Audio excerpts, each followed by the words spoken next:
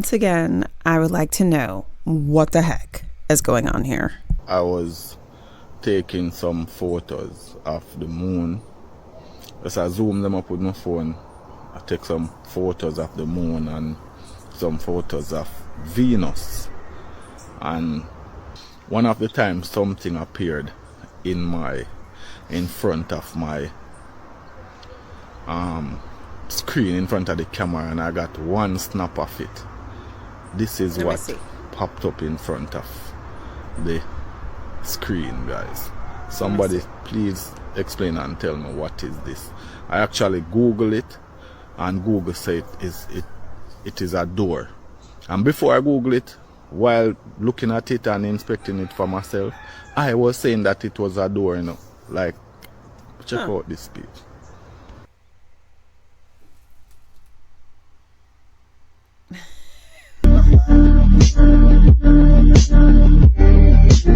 What is going on? Exactly.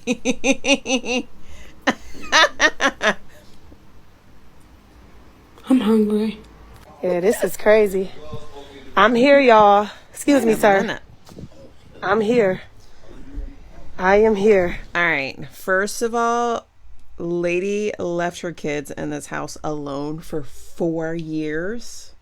So you're telling me that these kids went to school on their own, they went to do grocery shopping on their own, you know, everything by themselves? Because how does 4 years pass by and social services was not called? Like, this is ridiculous.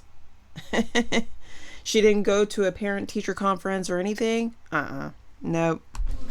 This is what we going through. Excuse me. Stay with me. This is what we going through. This is the house that she kept them kids at, y'all. And I gotta clean it. Oh, God.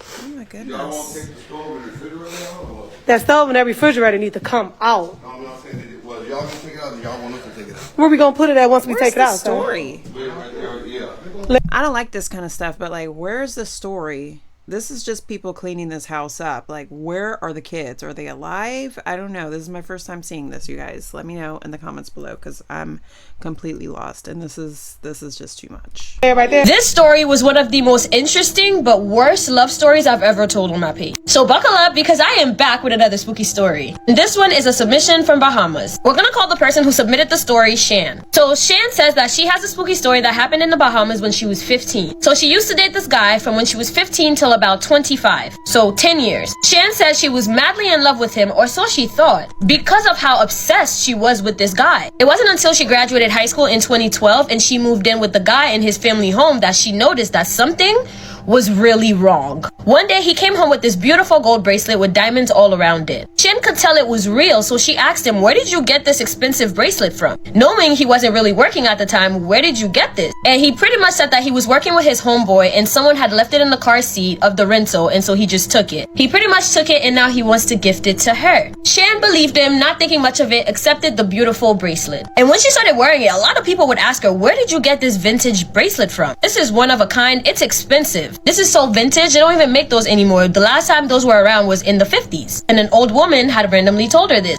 Again, you know, not thinking much of this because her man, you know, just got her something unique. And now it's been a few months of them living together. A few months had passed and Shan said that he would beat her constantly and also cheat constantly. On some occasions, this didn't just happen once, she would pop up at the crib and find unclothed women with her man. They would see her and they would just run out the house. And Shan said through all of this, through the abuse and the cheating, she still stayed. Shan said,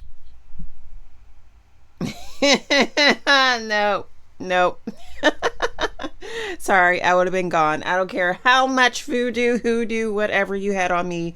If I seen somebody in the house unclothed, I'm gone. At times when she didn't have a job, she would sit in his room and don't eat or bathe until he comes home, and she didn't know why. It was like she was a zombie at this point. So one day she woke up and said a prayer, and something told her to look in the mirror. And she heard a voice that said, "Fight it, it's not you."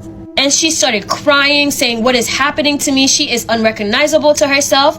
And then within a second of doing that, boom, she snapped back into zombie mode. Shan said she would only stay inside cleaning, cooking, and catering for him and his family. So now years had passed, and at this point Shan started visiting her family again, because at this point they were worried about her, because during the time that she was with him, she wasn't talking to her family and she wasn't seeing her family. So she said one day she had run into one of her female friends who had invited her over to her house for dinner. Her friend's mom came to her while she was going to the bathroom and said that something very dark is following you and it's on you. She said, I can see it, as she's smiling, and then told her to stop wearing open-toe shoes or slippers everywhere she goes. For a while, she was told not to wear open-toe shoes wherever she's walking. So the friend's mom told her that she's gonna relay some information to her daughter, and come midnight when her daughter gets off of work, call her daughter, and her daughter will basically let her know what she needs to do. So she gets back home and doesn't mention anything to her boyfriend. So the following day, she went back to the friend's mom to directly ask her, like, what is on me, because she was confused, she was lost. The mom, not really saying much, just gave her a remedy to cleanse herself. So the mom said to go into the sea every day at noon, midday, when the tide turns, and wash her coochie with 21 pieces of lemon, and to hold each piece, and when she comes out of the water, never look back, because you do not want to see what is coming off of you. To throw the lime pieces back into the water so that they could float away. Shan says, I can't tell you how many days I've done this for, but what she can say is that on the last day of doing this, the sea got She's burning. so rough. And she was rubbing the last 2 or 3 pieces down there. It was like the water was alive. Like the water had a mind of its own. The water turned Shan every which way but loose. She was scared as hell, so she hurries up and does the last piece, stands up and walks towards shore. She gets to shore, looks down at her hands and counts the pieces of lemon that she had. And to her horror, she was only holding 20 pieces of lemon, which is one off because it was 21 pieces of lemon. I'm not telling the full story. The full story is available on my YouTube channel. This one is a really, really, really long story. So if you want the better, longer, spookier version of this story, you better go ahead and follow me on, well, subscribe to my YouTube channel. It is literally this video on my page. I was getting a lymphatic massage while I was telling the story. So you better go and find my YouTube channel. The link is on top of my page, and I tell the full story on there. So no. What's going on here? See, and speaking of this, like, I'm so done sometimes with TikTok. I'm just done with it. And when I get bored with something, I usually get very creative. And if you're curious on what I have created in the past 2 weeks, let me know in the comments below and I will show you guys. I want to talk about the mystery as to why we were never meant to see our own faces. Have you ever wondered why we can see everything around us but never our faces? There is a very deep reason as to why we were never meant to see our own faces. Have you ever wondered why you can see everything around you? You can see people, you can see things, but you can never see your own face. And even if we try hard enough to see our own faces, we can only have a sneak peek of our nose. And so we rely on reflections such as mirrors, water, just to have an idea of how we look like. We rely on other people telling us how we look like. But for us, our eyes can never turn to itself to see how we look like. You know, and there is a very deep reason to this, because have you also ever wondered why you keep having different images of your own self? Today you buy a mirror and you look like your face is being stretched, right? There's those mirrors that really stretch your face. There's the mirrors that are narrow. Again, even when you're taking photos with your phone or video, haven't you ever wondered why you keep on getting different images? Like maybe under conditions like lighting, like angles, you just keep getting different images. And even on phones, one phone is not giving you the same image as another phone. One mirror is not giving you the same image as another another mirror. And even with people, somebody can see you as beautiful, another person can call you ugly. So we have very different versions of ourselves. And by the way, I used to wonder a lot why when I'm using the front camera of a phone, I'm looking different. When I'm using the back camera, I'm looking different. When I look at myself in the mirror, maybe in a restaurant or in a hotel, I look different. When I look at myself in the mirror in my home, I look different. So I keep getting different versions of myself. Even when I'm taking photos, some photos I'm looking nice, some photos I'm looking so bad. Like now, I used to wonder which is the real version of me. So which is the real me? Because if my image keeps changing, according to situations, according maybe to lighting, according to angles, according to environment. If my image keeps changing all the time, then how am I sure which is the real image of myself? How am I sure that all these images that keep changing are the real me? And the main reason why these images keep changing all the time is because that's not the real you. That's not the real you. The real you cannot be reflected using a mirror, because the real you is not an object. The real you is not an object. And the real you cannot be captured by a camera. It's too big to be captured by a camera. No, because the real you is never an object. I saw this very funny trend where there was this mirror that makes you look slim. So in malls and in other shopping places, they used to put it there so that when you go there, stand, you see yourself looking all slim and you feel good about yourself. And they used to use this trick a lot, in the shopping malls. But now this further explains that all these things we are depending on, the mirrors, the phones, the water to see ourselves, that is just a distorted version of the real you. Because the real you cannot be captured by a phone, cannot be reflected by a mirror, is larger than what any physical item can capture. Have you ever tried to stare at the mirror? Just try to stare deep inside your eyes. Stare at yourself for far too long. Like, don't even, mostly when we are looking ourselves in the mirror, we are like trying to adjust things in the face. Maybe you're distracted by all this, but try to stare straight into your eyes in the mirror for far too long. See how uncomfortable and overwhelming it gets, because now you're being confronted by the fact that that was never the real you. And if you stare long enough, your face will start to change, and sometimes you can even see like your face is kind of melting or kind of starting to distort. And when you continue looking and staring long enough, you will see all this illusion breaking down in front of your own eyes, because this what we see, like this is us, this is not the real us. The real us is the silent watcher that is behind the eyes, who is constantly watching and observing. The real you is larger than this body, larger than this mind, larger than everything else in this universe. Her. I have to find her. The story time I'm about to share is one of the most... I'm going to go find her, and I'm going to make you guys watch another video with me. I like what she was saying. Intense and horrifying stories I've ever gotten about thinking someone's your soulmate and then they're really not. Trigger warning on this one if it's violent, okay? It does get violent and there's some very disturbing things in this story. But this came from a girl named Jen who told me just to change her name and everybody involved. And it starts in the 90s. So Jen was 14. She was dating this guy named Randy, I'm calling him. She's 14, he's 17. And it's like a first love type situation. They hook up for the first time. She writes about it in her diary. Her dad is deputy chief of police in their town. He reads her diary, finds out about it, goes to Randy's house, puts a pew-pew in his face, and that's the last time she ever hears from Randy. So, like, they're done.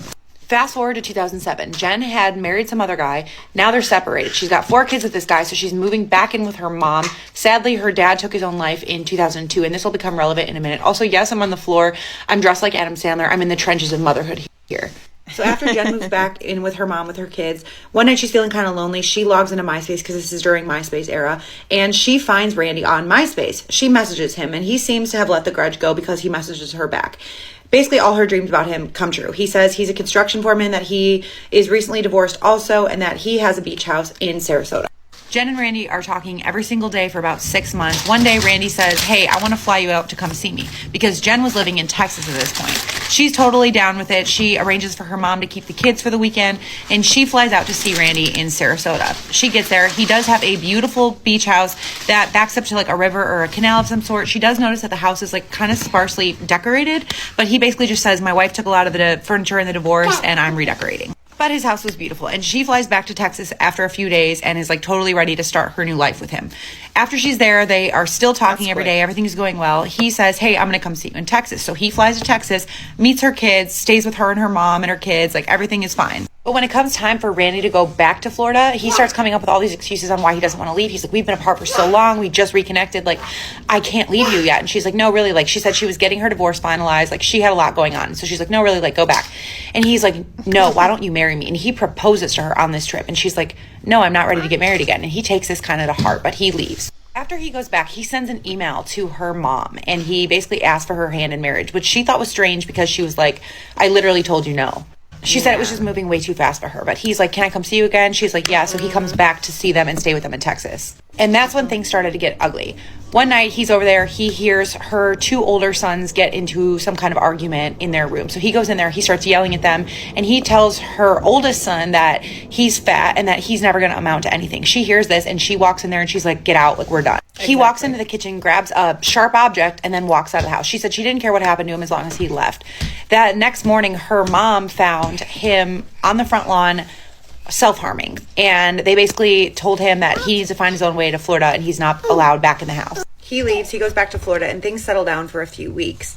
She deletes her MySpace. She's like, I just need a break mentally from him, and everything is normal. She thinks she's done with him. And then one day she gets a strange email from a woman in Florida. She had found her somehow via Randy's brother. I'm not sure all the details on that, but basically she informs Jen that all of the things that Randy had told her were a lie, that she was the actual owner of the house in Florida and that she had hired him to remodel her house. She found out after the fact that he had been staying there while she was out of town because he knew she was out of town, and he had also stolen checks from her and forged those checks. One of those checks was used to buy Jen's plane ticket to go visit him in Florida. Jen does some digging. She finds out that he actually was divorced, but that the divorce ended so ugly that he actually had a restraining order on him and he wasn't allowed to contact his ex-wife or his children. She also finds out that he was a con man and that he had done prison time in another state for theft and assault.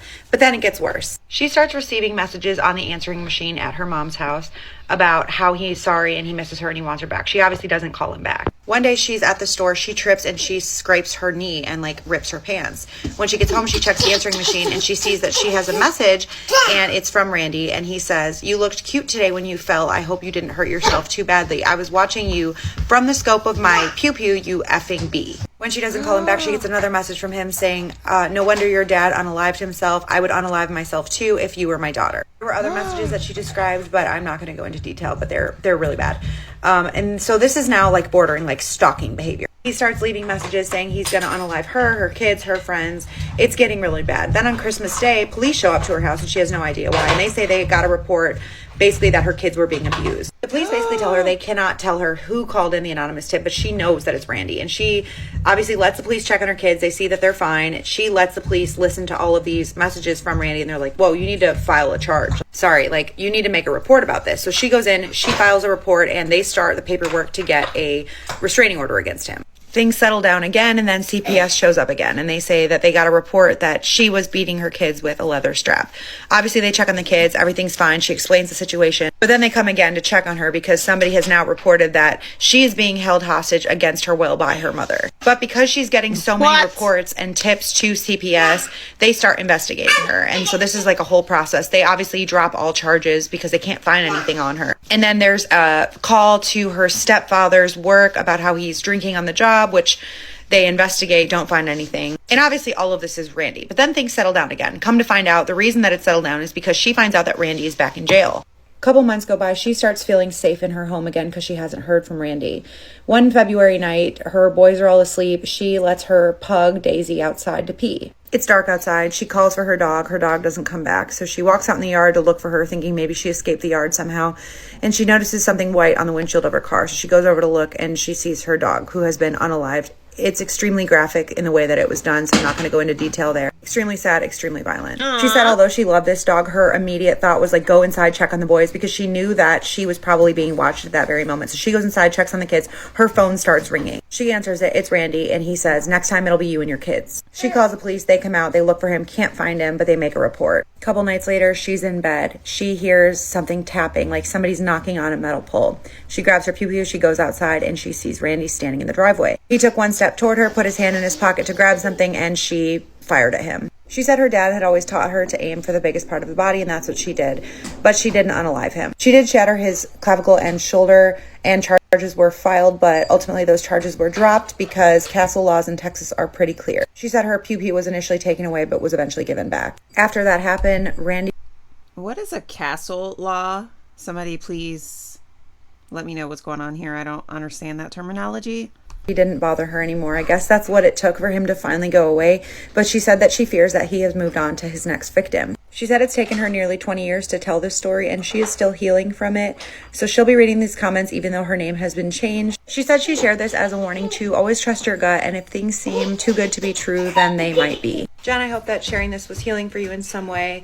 Just know that we're on your side. Everybody else, stay safe, stay vigilant, keep sending me your spooky, scary stories and the things that you think people need to hear. Blessings. I think that was like the scariest story I have heard yet from TikTok. That was really creepy. I mean, because when real things like that take place, then it's scary. Like all the ghost stories and everything that you can't see and blah blah blah. That doesn't scare me. But things like this, psychotic people that are stalkers that can hurt you, actually physically hurt you, like that is scary. Anyways, if you enjoyed this video, please let me know in the comments below, and I will see you in the next one.